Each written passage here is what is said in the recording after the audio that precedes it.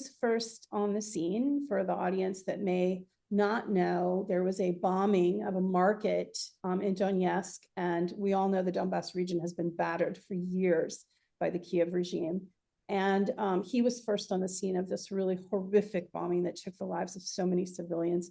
So Steve, let's start there. And if you could kind of describe what you saw that day, and of course, we'll be including clips of that in the show, but of your reporting, but if you could discuss that a little bit. So I'm here just to make sure the clip gets played. It's me, Reef. Normally I'm running the board, so let me play this clip, which, because of its graphic nature, I will have to blur a lot of it, but here is Steve Sweeney talking about that market bombing, right here.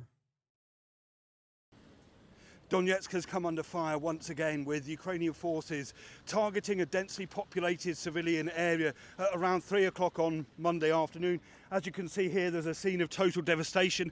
Cars have been destroyed and there are at least 2 dead bodies. Now, we have to underline once again that this is not a military area. Just behind us, if we come around here, we can see that this is a supermarket. It would have been packed with people doing their shopping. This is one of the most popular supermarkets in the city. So this is a civilian area, the Kalininsky district of Donetsk. We've heard artillery fire and drones across the course of today, including the Kirovsky district of the city. This is where the marketplace attack, in which 27 people were killed in a Ukrainian shelling just over a week ago. So this has come under heavy bombardment again, with Western supplied weapons and drones.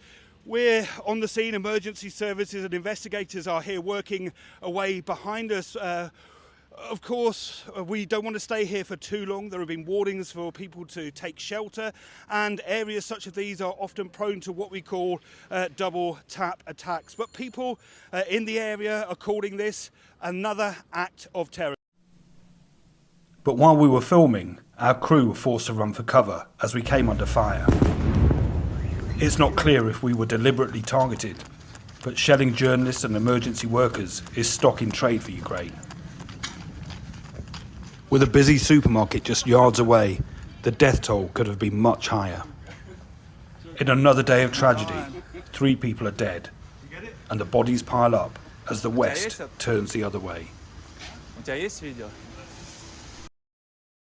So yeah, that was Sweeney getting the reporting on the ground. Anyway, back to the show. Of course, well, just to set the scene, this was a Sunday morning here in Donetsk. Actually, me and the crew had gone to record something completely different. We were in the city centre at Lenin Square, where the statue of Lenin is, and it was the 100th anniversary of his death. So we'd arranged to meet with the Donetsk Communist Party, who were laying flowers there, and then we were going to go to an art gallery where there's an exhibition of paintings of Lenin from across Russia, across all the various Russian regions that have been painted over the years. So we were kind of preparing for that. And it was a bright, clear blue, sunny day, which for most people is a sight of joy when they wake up and they see this. But for the people of Donetsk, it carries a very significant threat, because the clear blue skies make it easier for drones to hit their targets. It makes it easier for artillery shells to also to hit their targets as well. So but of course, you know, this happens every day. Shelling happens every day here in the Donetsk People's Republic. We're constantly subjected to shelling from Western supplied weapons, from drone attacks, from all sorts of I mean, it's been going on for the last 10 years, as you'll know, and your viewers will know. But this was perhaps the worst attack in 2 years, the worst single deadly attack. 27 people were killed. But like I said, I remember going to get a coffee, and the news filtered through that there'd been an artillery strike, a Ukrainian attack on a marketplace. We heard that 1 person had died. By the time I'd got my coffee, it was 3 people. And when we were making our way to the scene, it had risen to 8. And by the time I arrived, which was, I guess, maybe 30 minutes after the last of the shelling attacks, we'd been told that there were 13 people confirmed dead. Obviously, that rose. You could tell that there was more than 13 people that had been killed there. So this was in a marketplace, and I say a marketplace, it's really one of these, like a ramshackled covered market, and on the side of the road, which is where a lot of the victims were, these were babushkas, dedushkas, old men and old women. And as you see, even in Moscow, you see them, but you see them a lot here in Donetsk. These were people that were selling homegrown fruit and vegetables, things, jam that they'd made at home. There was cloves of garlic, this kind of thing. So these are really poor people. This is a poor district of Donetsk, Kirovsky. It's about 12 miles, I guess, from Avdiivka, but it's close to Mariinka and other frontline areas where Ukrainian forces are. And this is from where Ukrainian forces launched their attacks into these civilian areas. So on arrival, it was immediate. There was a scene of carnage. It was horrific. I can't begin to explain to you just the scene that we found there. There were bodies everywhere. The first thing that I saw was an old woman, and she'd been cut in half. We saw feet, arms, legs all over the road. There was blood everywhere, and it's really difficult to describe that. And I tried to do my best to describe it when I was recording on the scene, but it's the stench of death and the fear and the anger amongst the people, the people there. There were soldiers there, or military, I guess the investigators that turn up. They come to the scene afterwards, and these are the people that determine which kind of missiles, artillery and weapons were used. And these are hardened people that turn up to scenes like this quite often. And I saw them crying. People were crying. Understandably, it was beyond anything that I've ever seen before, and I've seen a lot of these kind of scenes over the years in my reporting and in my journalism. So this was very clearly a targeted attack, and this is what the people on the ground said. The attack took place. The first weapons came in. The first strike was at about 10 o'clock in the morning. So this was just after the holidays. So you have to remember that in Russia, the holiday period seems to go on forever. You know, they have New Christmas, Old Christmas, they have the New Year, the Orthodox New Year, and then Epiphany. So this was a few days after Epiphany. So Russia is, and Donetsk is still in that kind of holiday period, and people were coming out to do their shopping on a Sunday morning as per usual. And as the authorities said, and as was very clear when we arrived there, this was an attack that took place at peak time. So this was a busy marketplace, and this area was very, very busy. All the only things that are around there are people's homes and shops. So this isn't an area where there was any military presence anywhere nearby. Nothing. So there are no air defenses, there are no military, there are no military bases. The people that were killed were not soldiers. These were men and women, poor men and women from the Donetsk Republic, the people that have suffered daily and incessant attacks. So I've been back to the scene maybe 3 times now. We're going to go back again. By the time this comes out, we'd have probably visited again. And we've spoken to many people there, people that have lost loved ones. A woman who said that 4 of her friends were killed in one spot. And I mean, it's difficult to put into words how they're feeling. They're feeling, this is a community that's traumatized, a community in suffering and deep shock and pain. And the people are very, very angry. But the one thing that happened after I was reporting on this across social media and in other outlets, where people try quickly to discredit those reports, and they do it very, very quickly. There's like an online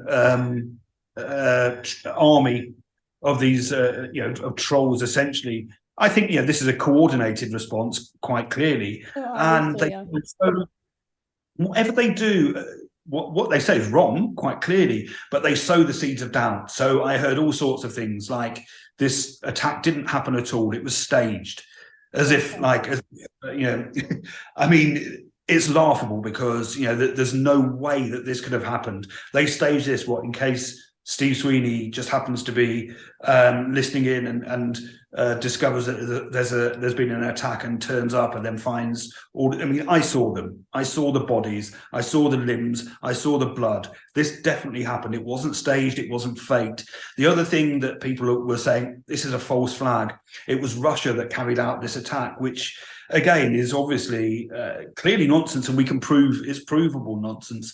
But they use like amateurish geolocation techniques, and they think that that they've worked out the trajectory that there were 19, by the way, just to let people know, there were 19 strikes in the area, not all on the marketplace. They were in different areas.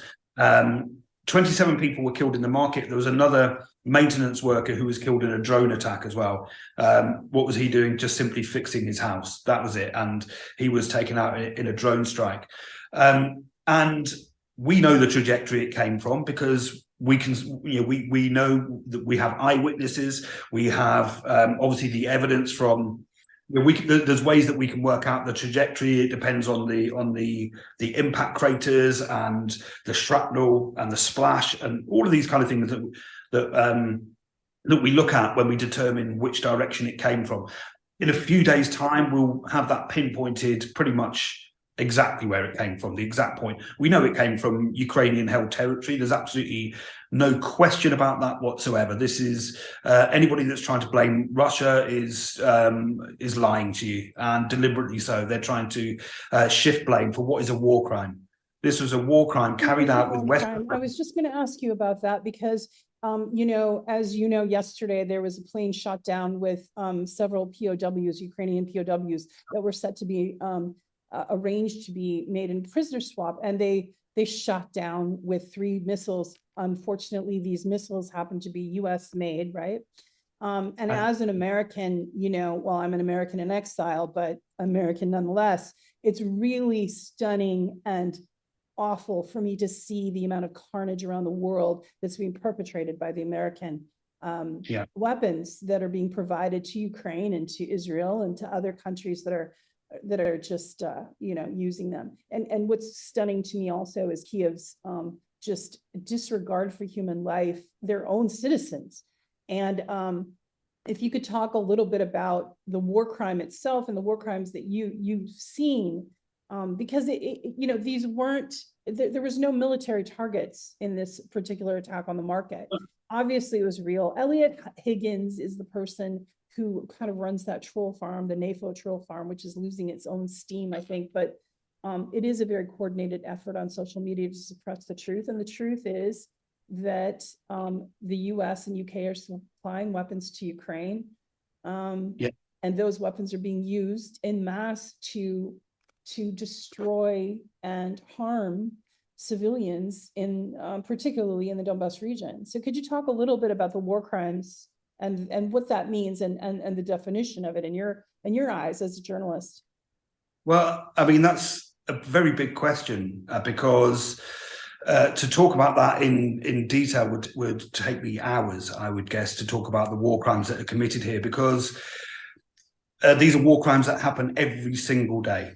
Targeting civilians is a war crime, right? Okay, so we know this, and we do know that every single day, without fail, there are NATO Western supplied weapons, 155 millimeter weapons that are crashing into not air defenses, not military bases, but they're crashing into babushkas' homes. They're careering through their living rooms, plowing through their apartments, and they are killing people. I would say indiscriminately, but I'm not quite convinced that it's as indiscriminate as we think it is. I think a lot of this is targeted. For example, let's say in the summer of last year, maybe I can't remember the exact month, maybe August, September time, the end of the summer, I reported on an attack on a hospital, and this attack had caused some damage to the hospital. The hospital was able to function partially, but there'd been quite a lot of serious damage at a hospital. This is in a place called Makiivka, which is a mining town just outside of Donetsk city. And what happened reminded me very much of, or actually when I heard the news, it reminded me of this rather, the other way around.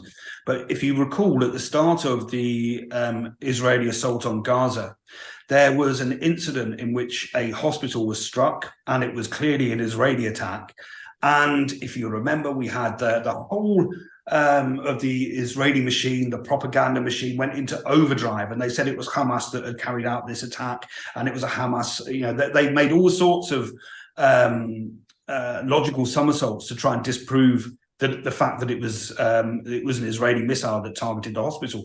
Obviously, since then they've destroyed many more hospitals, but just claimed that it was a Hamas base.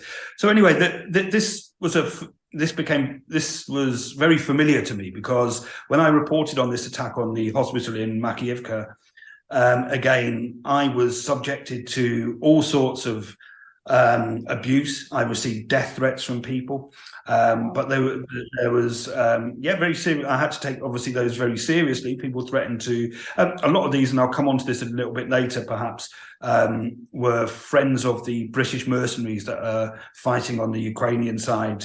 In the conflict, and a lot of them were issuing what I said were very serious threats against me. They published my home address online. Fortunately, it was a very old home address from about 25 years ago or something. Microbit's website that I'm on as well, the kill list, or is this in addition to? In addition to that, of course, I'm on the kill list. I first appeared on the kill list because I reported about the allegations of the children that Ukraine says have been kidnapped by Russia. These 20,000 children or whatever that they say have been kidnapped by Russia, and they're charging Vladimir Putin with war crimes at the International Criminal Court. Well, I met a lot of these people that were supposedly kidnapped, and they told a very different story, of course. They were saying, wow, this was something for them, that it was relief from being in a war zone. They were taken out of a war zone. They were in a summer camp with their families. A lot of them, their mothers and fathers went with them, not all of them, but some of them did, and they had such a wonderful time. They want to go back, and of course, why wouldn't they? Because they were taken out of an area like Donetsk, and these are people that really live again in the outskirts of the city, the frontline areas that are pounded every day by artillery shells, where the children can't sleep in their bed at night. They have to sleep in hallways. Isn't it interesting, Steve, how when Russia actually puts the children in safety and moves them with their families to another location, that's called kidnapping. But when, in Israel, in Gaza, I mean, when Israel just targets like children, schools and UN training centers and hospitals and kindergartens, that's the US still says that's not a war crime. It's mind-boggling. The whole case against Vladimir Putin is an absolute absurdity. I mean, it's beyond anything. And the thing is, if you read the Western reports, like I do, and I read one in the Telegraph, because the Daily Telegraph, this is one of Britain's broadsheet newspapers, sits alongside the Times as one of these so-called very respectable newspapers, although I think its standards have slipped greatly in the last few years.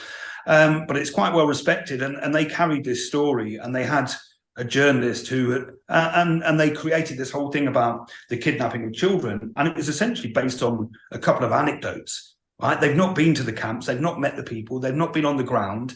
They've carried out a lot of these interviews from London, and essentially, I think they had one person whose two teenage children begged to go to a summer camp in Crimea, and this is one of the camps or one of the children's centres that has now been closed down or sanctioned or whatever. But they went there, begged their mother to let them go, so they went there, and as teenagers do, they got bored very, very quickly and decided they wanted to come home. So they said to their mum, look, we're bored, we want to come home. Their mother contacted the camp. The camp said, well, it's pretty dangerous to leave here now, because the only route out means you're going across an active war zone. So they said it's not safe for us to take them back. And she complained about it and said this was them being kidnapped, when of course it was the authorities saying, no, we're keeping them safe from potentially being killed and crossing through a war zone. In the end, their mother went to pick them up on her own, and she was allowed to pick them up, and they went and they started a new life in Kiev. So, but for the Telegraph, this was evidence that children in Ukraine are being kidnapped by Russians and indoctrinated, and it's pure evil. So, you know, this is the kind of stuff that passes for journalism in the West, unfortunately, nowadays. And they don't do they don't come and report from the ground. So they don't report. For example, I can tell you many things that I've seen. So, for example, in Gorlovka, which is an hour or so away from Donetsk city, I reported on a firefighter who was killed after a missile struck his the fire station where he worked. Now, if that had happened in any other city, if that had happened in Lvov or Kiev, it would be front page news everywhere, and there would be calls, of course, for Russia to be charged with war crimes. But it didn't make a ripple. It wasn't even reported. It didn't even make like what we call a nib, a news in brief. There was nothing about it at all. And I mean, just recently, 2 days ago, there was an emergency worker killed here in a drone strike in Donetsk city. Again, not a murmur, nothing in the West. Ambulance drivers, paramedics. There was a paramedic wounded in an attack in Yasinovatia very recently, in which another 8 people were wounded. Again, nothing. Again, 2 days ago, 2 people killed, elderly people killed in a drone strike. Elderly people are sitting in their home killed in a drone strike. Again, nothing. And you know, these are war crimes committed on a daily basis. The hospital attack I was talking about before we got into the child abduction allegations, that this hospital was partially destroyed. It was damaged. I spoke to people that work in the hospital. I spoke to people. They said they hid in the basement during the attack. There was a huge Ukrainian shelling of the area. One of the nurses there took me to his home, and he showed me how, and I'll share this. You might be able to see the footage now, but I was in his house, and he showed me how the artillery shell had crashed through into his kitchen and caused a reasonable amount of damage there. And again, this was, I was told this didn't happen. First of all, it didn't happen. It's a fake. Then I was told, actually, it did happen, but it was Ukrainian forces struck a Russian ammo dump nearby. Now, they use these geolocation techniques, but they said that there was a disused housing block. Now, all I can tell you is I was there. I was on the ground. I was on the scene. I spoke to many witnesses. I spoke to the local community. Now, the story that this was a Russian ammo dump simply doesn't add up for a number of reasons. One, I was in the area, and the road, and I drove down the road where this housing complex, they say the Russian weapons were.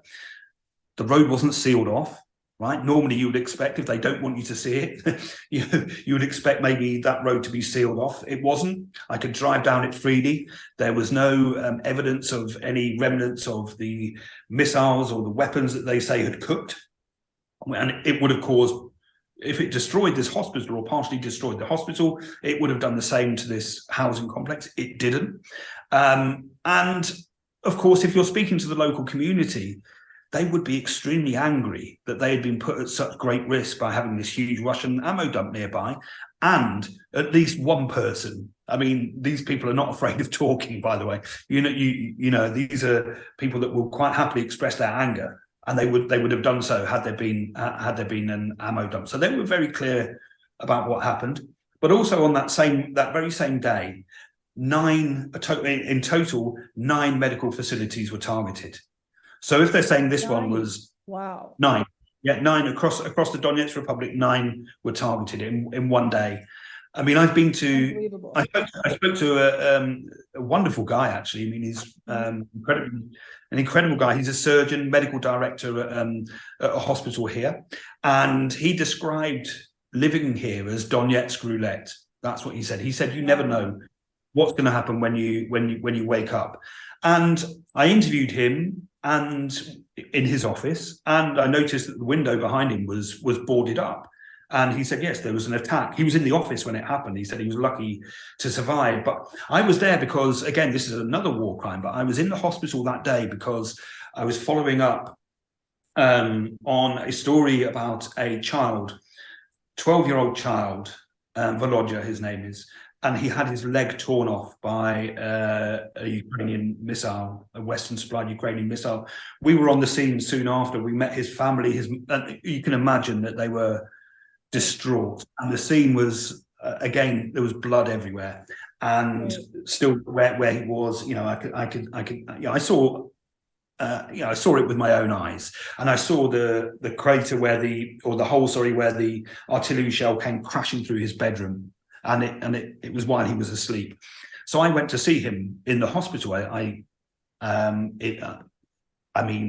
He's a 12-year-old boy. It was the last day of school holidays. He was looking forward to having fun with his friends, like any other child in the West, living in safety does. And he was looking forward to a summer of doing what he enjoys the most, and a lot of those are outdoor activities. Of course, people in Donetsk can't go to school. This is another point that we should stress, because you'll remember the speech by Petro Poroshenko, where he says that about the children hiding in basements, and I remember seeing a story about they were saying children in Kharkov, they're about to go to school underground, or they're preparing underground schools for the kids there because of Russian missiles. Well, children haven't been able to go to school here for years, right? Because their schools are shelled. I've met a teacher, and maybe you can see some of this footage now, but I met a teacher who had both his legs blown off in a Ukrainian shelling attack. And this is while in the West, certainly in Britain, the teaching unions are being asked to support the Ukrainian war effort. They're being asked to supply them with money so that they can carry out these kind of attacks on their fellow teachers in Ukraine. And they're being lied to, though. They're being told that the teaching unions, certainly here in Donetsk, don't support it, but they're being told the Ukrainian teaching unions support this. So they're trying to drum up those levels of support. But I was in this hospital, like I said, to speak to Volodya, and he said the same thing that everybody does here. I said, "What do you want for the future?" And he said, "Peace. Right. I want peace." But they don't want to leave. That's the thing. People often say, "Well, why don't they just leave?" Well, where to? Where do they leave to? These areas are well, not only are they poor areas, but it's their home. It's where their families are. It's where they grew up. Why should they leave? Why should they be forced out by Ukrainian forces? And just a point on that, because even amongst so-called progressives in the West, the anti-war movement and these organizations that describe themselves as leftist or progressive, and I count myself as one of those. But I think they've lost their way a bit, because this I think pretty much the left movement has become not only fascist in both America and Great Britain and in Germany and some other European countries, but they've become amazingly aggressive with stripping away consent about going to war, and they've become warlike. They're all about, look what's happening in Gaza. Look what's happening look what's happening, and the support they're giving.